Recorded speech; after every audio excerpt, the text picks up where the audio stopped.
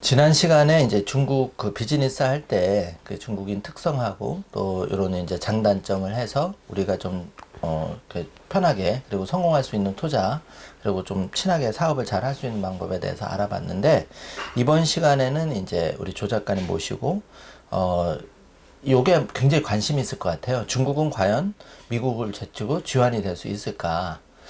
어떻게 조 작가님 어떻게 생각하시나요?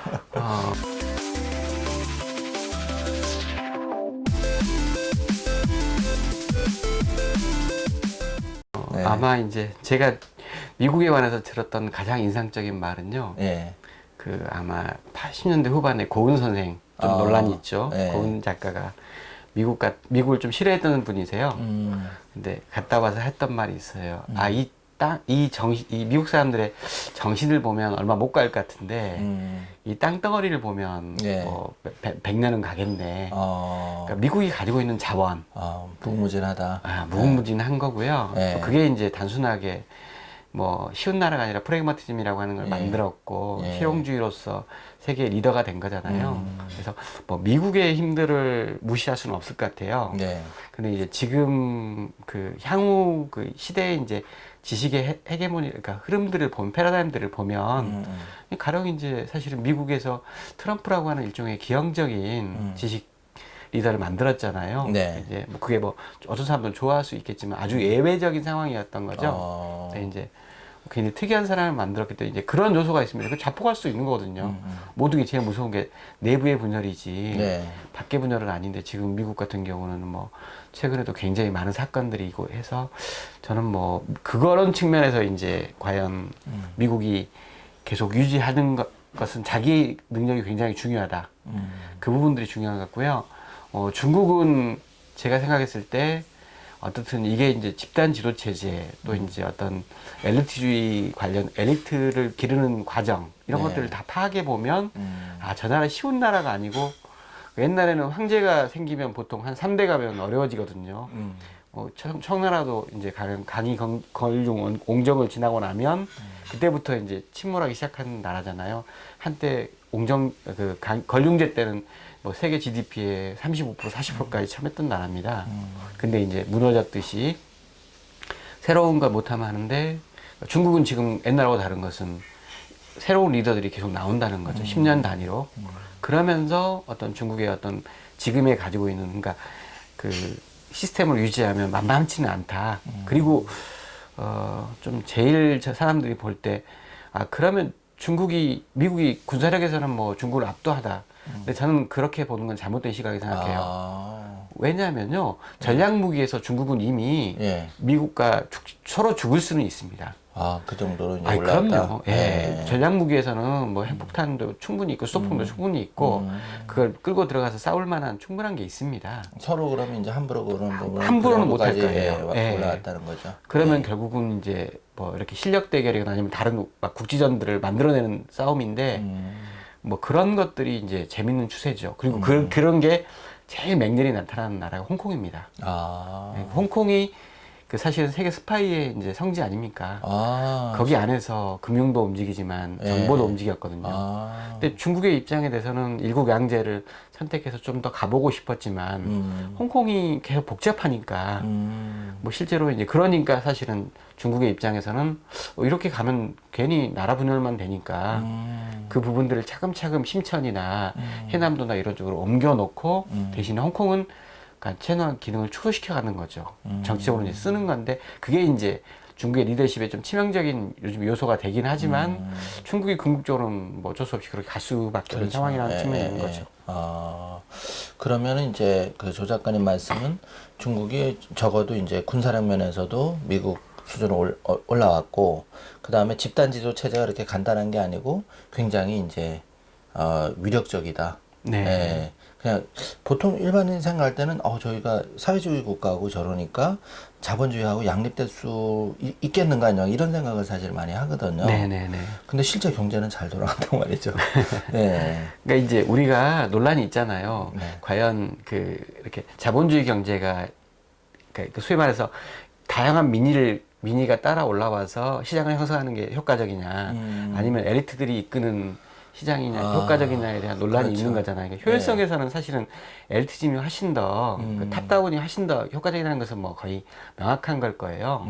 근데 이제 중국은 어떤 그런 나라잖아요. 그렇죠. 체제만 사회주의적이지 예. 어쨌든 그 학습을 되고 능력을 갖춘 네. 거기서 경쟁을 거친 사람들이 집단 지도 체제가 되는 거죠. 네, 네, 네. 그러니까 제가 그 가장 중요한 게 사실 중국의 엘리트를 키워는 과정이 그렇습니다. 여기는 뭐냐면 중국 공무원들은 고시가 없어요. 아, 그래요? 예, 낮은 공무원부터 이제 각급 부서별로 뽑습니다. 예. 가령 우리나라를 보려면 강원도라고 치면 강원도 각 성에서 뽑아요. 지역에서. 그다음 예. 도에서도 뽑죠. 예. 그 9급짜리 제일 낮은 걸로 뽑습니다. 부서별로. 네.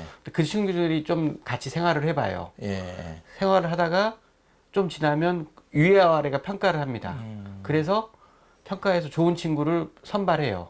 그럼 얘들이 가령 춘천시라면 춘천시 공무원교육원에 가서 이게 당학교라고 하거든요. 예. 그 각 지역마다 당학교가 있습니다. 그래서 각 춘천시 공무원교육원에 가서 경쟁을 해서 리더가 하나 뽑힙니다. 그럼 이 친구들이 조금 더 시간이나 싹수가 있으면 도 이제 공무원교육, 그러니까 예. 그러니까 성별 중국 성이나 성시의 그 당학교에 가서 예. 해봅니다. 경쟁을 합니다.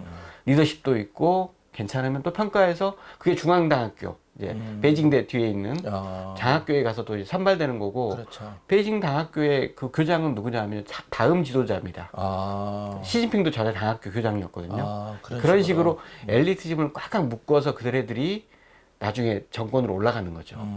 그러니까 위아래 평가를 받아야 되죠. 네네. 그 다음에 지방부터 중앙까지 다 공부를 해야 됩니다. 예. 시진핑도 마찬가지예요. 시진핑도 처음에는 그 정띠현이라고 하는 하북성의 작은 곳에서 비서로 시작을 했다가 쭉쭉 올라가서 샤먼시 시장을 거쳐서 그 다음에 절강성 서기를 거친 다음에 상하이 서기를 거치고 나서 이제 올라갔거든요. 이제 그렇기 때문에 지방도 잘 알고 소위 말해 중앙까지 아는 거죠. 아. 그리고 이제 그런 리더들이 만만겠습니까? 그래도 14억에서 선발된 리더들이고 지금 공산당원이 한 8천만 이상으로 보는데 네. 무서운 거죠. 저도 조 작가님 말씀대로 그게 정말 무서운 것 같아요. 네, 그러니까 맞습니다. 준비된 그런 자질을 갖춘 네. 이게 뭐 사회주의냐 자본주의냐를 떠나서 어쨌든 그런 사람이 지도자가 된다는 거는 어쨌든 이제 체제 문제는 논외로 하고 정말 그게 국가가 발전하는 데는 굉장히 효율적일 수도 있다는 생각이 들고 그죠? 그리고 네. 또 하나의 포인트는 네. 상하가 평가한다는 거예요. 우리나라는 상에서만 평가하죠. 아, 상향식 하향식이 다 예, 밑에 어. 직원들도 평가하고 동료들도 평가하고 위에서도 평가하고요. 우리나라 제 관료주의의 가장 안 좋은 것 중에 하나는 위에서만 평가합니다. 아. 그러면 그 나물의 그 밥이에요. 오히려 밑에서 평가되는 게 더 오히려 더 예. 냉정하고 더 정확할 수 있습니다. 근데 위에서만 평가하면 자기랑 성향이 비슷한 사람들. 아. 근데 우리나라 공직사회가 뭐 저는 그렇게까지 위가 괜찮다고 생각하지 않거든요. 아, 예, 뭐 그렇구나. 실제로 그러면 그 사람들만 계속 올라와서 그 사람들 리더가 되는 겁니다. 근데 중국은 두 가지를 다 평가한다는 거죠. 그렇죠. 그게 참 무서운 것 같아요. 지금 중국이 이제 그런 경제력도 계속 올라오고 있지만 그 소비 시장이 무섭게 커가는 것도 어떻게 보면 지원이 되는 데는 좀 중요할 수 있겠네요. 그럼요. 사실은 네. 미국의 인구 대비해서 중국은 맞습니다. 예. 예, 중국이 지금 뭐 인구가 뭐 그 정도 중산층이 아까 말씀드린 5억에 가까워 되면 2030년에 예. 10년 후에 5억 정도라고 하면 5억이면 뭐 아. 인구로서는 어마어마하고 이네들이 이제 그 다음에 이들을 대부분 다 대학 학력 정도에 가진 사람들이고요. 그리고 이미 제가 중국에는 이제 도시의 규준이 있잖아요. 네. 소위 베이상 광션이라고 하는 베이징, 샹하이, 광저우, 선전이라고 하는 절대 도시가 있습니다. 이게 네. 이제 일선 도시라고 하거든요. 이제 그 열선 도시가 있는데 거기는 지난 10년 동안, 15년 동안 아파트 값이 최소한 15배가 올랐습니다. 아. 네, 그러니까 제가 베이징 살 때 아파트가 처음에 한 1억 정도 갔던 아파트가 지금은 한 16억까지 올랐다가 지금은 좀 떨어져서 한 13억 갈 거예요. 1억짜리가 13억이 13억 가는 거고요. 아니 그럼 조 작가님 말씀이 나왔으니까 말인데 네. 한국에도 지금 부동산 뭐 강남에 똘똘한 채 난리인데 네. 뭐 10억짜리가 20억 되고 20억짜리가 40억 됐는데 중국은 앞으로도 부동산 쪽은 외국인도 투자를 할 수 있나요? 그리고 전망은 좀 어떻게? 지금은 한계들이 좀 많이 있습니다. 비자도 명확해야 되고 막 이렇게 하는데 이제 기업 같은 경우는 펀딩해서 투자할 수 있는 경우들이 있어요. 예, 예. 근데 제가 말씀드리는 것은 일선 도시입니다. 예. 그러니까 일선 도시, 그 다음에 신일선 도시라고 하는 15개 도시가 있어요. 뭐 네. 우리가 아는 곳은 칭다오 정도가 이제 인구 한 1000만 넘어에서 굉장히 세련된 도시들이 이제 15개 있는데 뭐 그 도시들은 그 10년 동안 제가 보건대는 한 많이 올라봤자 한 5배?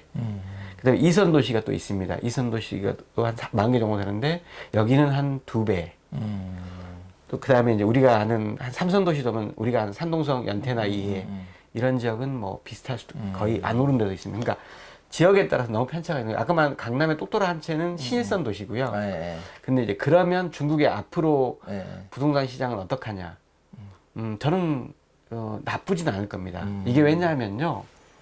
그 제가 부동산에 대해서는 좀 중국의 부동산에 대해서 소극적으로 예측했던 사람이에요.